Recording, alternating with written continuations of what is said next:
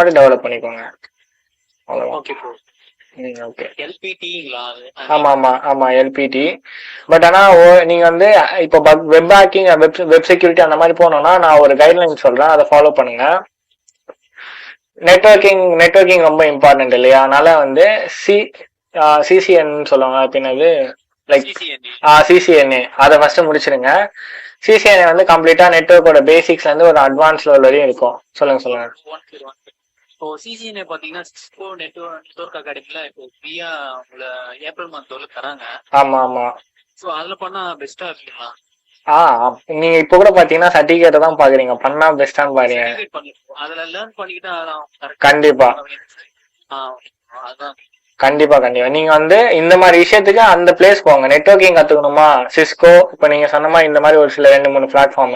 சைபர் டொமைன்ல போகணுமா, offensive security, கண்ண மூடி நீங்க அஃபென்சிவ் செக்யூரிட்டி எடுக்கலாம்.